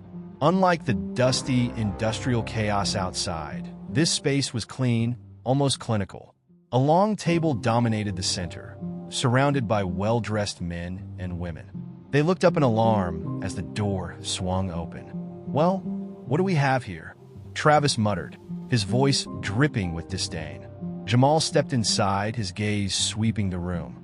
The occupants were clearly out of place. Business suits, polished shoes, and expensive jewelry. Papers and laptops were scattered across the table, along with an open briefcase filled with cash. One of the men, a middle-aged figure with a receding hairline and a tailored suit, stood up. "Who the hell are you?" he demanded, his voice sharp. Jamal's eyes narrowed. "We're the reason this operation is falling apart." The man's face twisted in anger. "You have no idea who you're messing with. Do you know how much money and power is tied to this? You can't just walk in here and—" "Sit down," Jamal interrupted, his voice cold and authoritative. The man hesitated, his bluster faltering under Jamal's steely gaze. Zane moved to the table, flipping through the papers. "Looks like we just hit the jackpot," he said, holding up a stack of documents. "Names, accounts, wire transfers, everything we need to tie these people to the operation." Another man, older and visibly nervous, spoke up. "You don't understand. We're not criminals. This is business, security for the future. We're protecting communities." Jamal slammed his hand on the table, silencing him. Protecting communities? By funding a gang that terrorizes families and drives people out of their homes? "Save your excuses for court," Travis smirked, picking up the briefcase of cash. "So this is how you protect communities, huh? Looks more like blood money to me." Jamal turned to Zane. "Get everything, photos, documents, anything we can carry. This is the evidence we need to take down the whole network." Zane nodded, pulling out his phone to snap pictures while Travis rifled through the drawers. "You won't get away with this," the man in the suit hissed. "We have connections, powerful connections. The moment the police arrive, this will all disappear." Jamal leaned in, his voice low and cutting. "Not this time. We've got your names, your money, and your plans. By the time this hits federal hands, there won't be a connection left to save you." The man's face paled, but he said nothing more. "Wrap it up," Jamal said to his team, stepping back toward the door. "The cops will be here any second." Travis grabbed the last of the files, stuffing them into a bag. Zane secured the laptops, his movements quick and precise. As they exited the room, Jamal looked back at the gathered VIPs. "Your reign ends tonight. The rest is up to the law." The sirens were deafening now, flashing red and blue lights visible through the windows. "Let's move," Jamal said, leading his team out of the warehouse and into the shadows. The evidence they carried would dismantle the operation from top to bottom, ensuring that everyone, gang members and funders alike, faced the justice they deserved. The blare of sirens filled the air, their wailing echoing off the warehouse walls. Red and blue lights flashed through the windows, painting the scattered gang members in stark, flickering colors. Jamal, Zane, and Travis watched from a vantage point just beyond the property, their breath steady as they observed the unfolding chaos. The first squad car skidded to a stop at the warehouse entrance, officers spilling out with weapons drawn. The remaining gang members, too battered and disoriented to resist, raised their hands in surrender. "Get down on the ground, now!" An officer barked, his voice cutting through the noise. One by one, the gang members obeyed, dropping to their knees as more officers poured in. The sight of the defeated gang being cuffed and hauled away brought a grim satisfaction to Jamal. "They're finally cleaning up," Zane muttered, his voice low. "Yeah," Travis replied. "Let's hope they don't sweep this under the rug." Jamal's jaw tightened. "It's too big for that now. We made sure of it." Inside the warehouse, the VIPs sat huddled in the back room, their faces pale as officers entered. One of the lead officers, a tall, no-nonsense man with sharp features, stepped forward, his expression hard. "Everyone in this room is under arrest," the officer declared. "You have the right to remain silent." The man in the suit, who had earlier tried to intimidate Jamal, stood up, his hands raised. "You don't understand who we are. We're not criminals. We're investors. We were forced into this." The officer's expression didn't change. "Save it for the judge. Cuff them." As the officers began securing the VIPs, another officer entered, carrying the briefcase of cash and the stacks of incriminating documents. "Sir, we got evidence tying these people to weapons shipments, money laundering, and organized crime. It's all here." The lead officer's eyes flicked over the evidence, his jaw tightening. "Good work.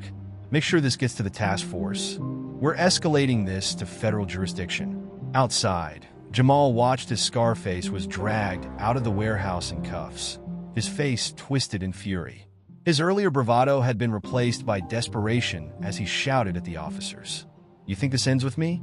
Scarface yelled, struggling against his restraints. "You have no idea how deep this goes." The officers ignored him, shoving him into the back of a squad car. Travis smirked, watching the scene. "Looks like Scarface isn't so tough now."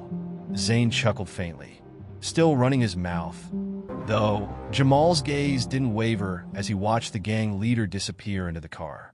"He'll talk," he said, his voice calm but firm. "When they start pressing him, he'll give up the rest of them to save his own skin."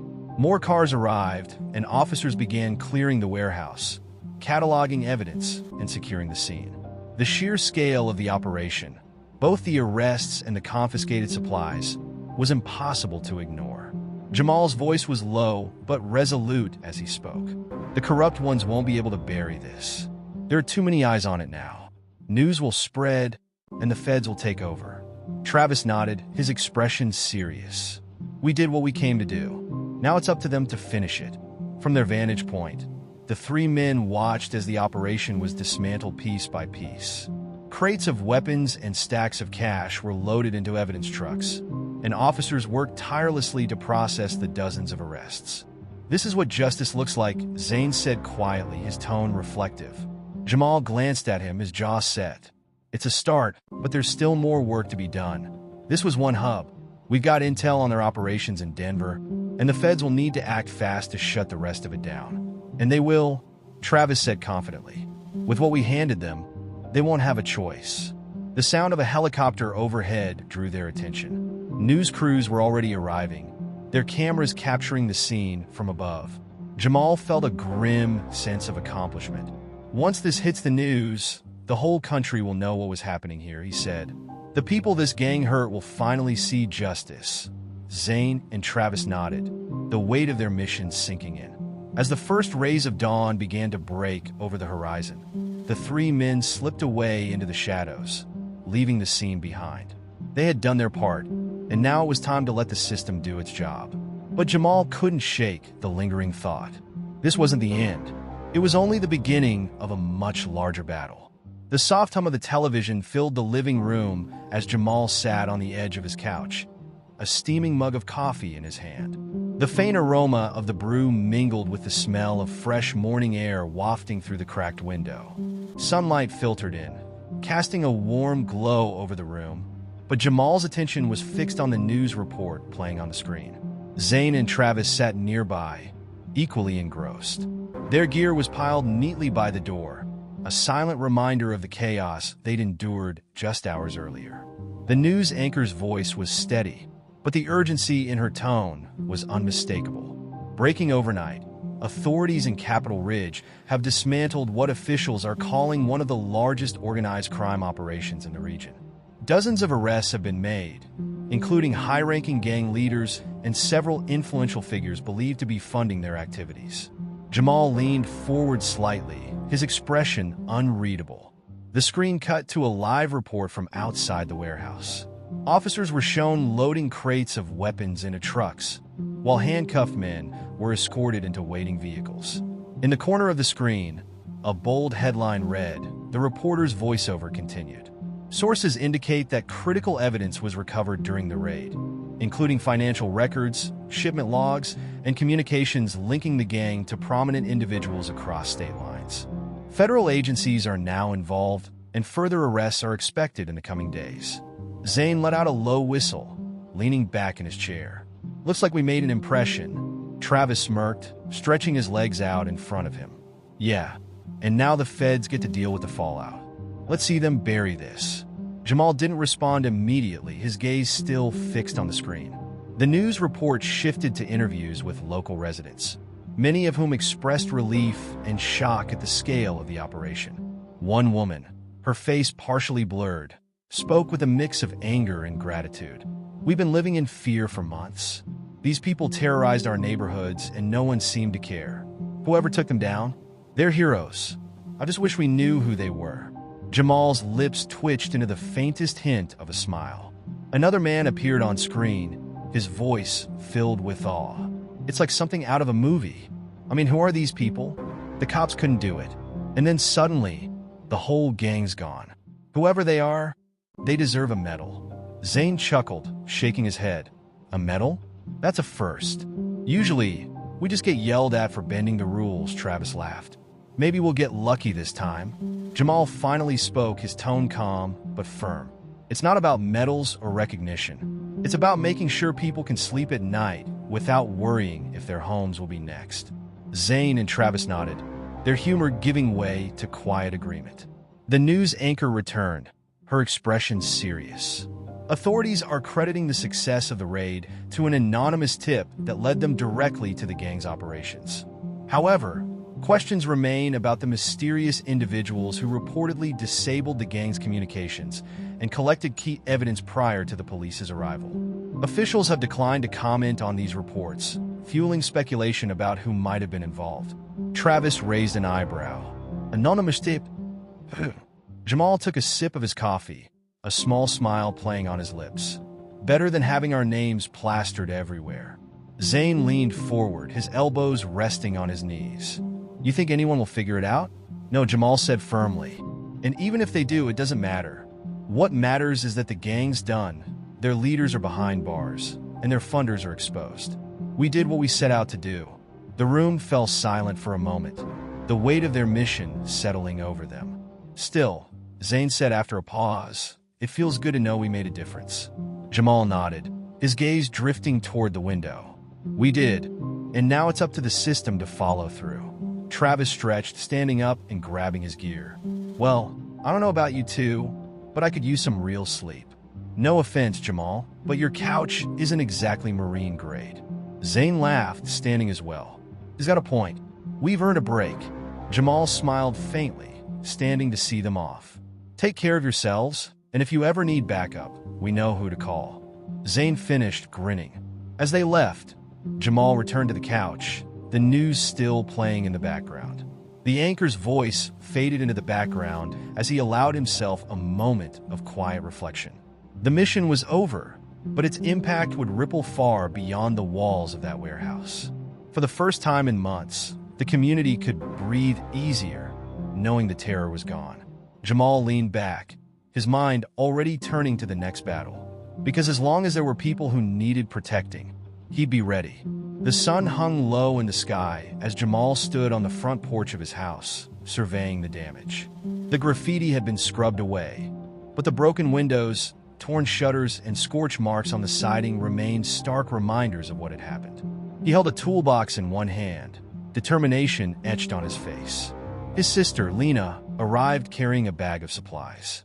She gave him a knowing smile as she climbed the steps. Figured you'd start fixing this place up today. Jamal nodded, setting the toolbox down. It's long overdue. I can't keep looking at it like this. Lena placed the bag on the porch, her voice softening. You've been through a lot, Jamal. You don't have to do this alone. I know, he said, glancing at her. But this is something I need to do. Lena didn't press further, instead opening the bag to reveal paint cans, brushes, and a few replacement boards for the siding. Well, lucky for you, I brought reinforcements. Jamal chuckled softly, shaking his head. You didn't have to do that. Of course I did, she replied, picking up a brush. You're my brother, and after everything you've done for this town, the least I can do is help you fix your house. As they worked, the occasional neighbor passed by, offering cautious waves or murmured greetings. Jamal noticed the way some of them lingered, their expressions a mix of curiosity and quiet gratitude. Word spreading, Lena said, as she hammered a new board into place. About what? Jamal asked, though he already knew the answer. About the gang, Lena replied, glancing at him, and about the people who took them down. No one's saying anything outright, but they suspect. Jamal tightened a screw on a loose hinge, his face calm. Let them suspect. What matters is that the gang's gone and people feel safe again. Lena smiled faintly. You're always so humble. You could have disappeared after what you did, but you stayed to clean up the mess. That says a lot about you. Before Jamal could respond, a truck pulled up to the curb. Two men and a woman stepped out, each carrying tools and supplies. Hey, Jamal, one of the men called, a friendly grin on his face. Figured you could use a hand. Jamal straightened, surprised. You don't have to do that. The woman waved him off, setting down a bundle of wooden planks. Nonsense. You've done more for this town than anyone else. It's the least we can do. Another car pulled up, followed by a few more. Soon, a small group of neighbors had gathered, each offering to help in some way. They worked quietly, but efficiently, painting over the scars of the past, replacing broken pieces and clearing away debris. Jamal watched them for a moment, his chest tightening. He wasn't used to being on the receiving end of kindness, but he couldn't deny the warmth that spread through him as he saw the community come together. Lena nudged him gently. See? You're not alone. Jamal nodded, his voice low. Yeah, I see that. As the sun dipped lower, casting the street in golden light, the house began to take on a new life. The broken pieces were repaired, the paint fresh, the windows clear again. It wasn't perfect, but it was a start. One of the neighbors, an older man with weathered hands, approached Jamal as the others packed up. "I don't know if it's true," he said, his voice gruff but kind. "But if you were part of what happened last night, thank you." Jamal held the man's gaze, the weight of his words settling over him. "It's not about me," he said quietly.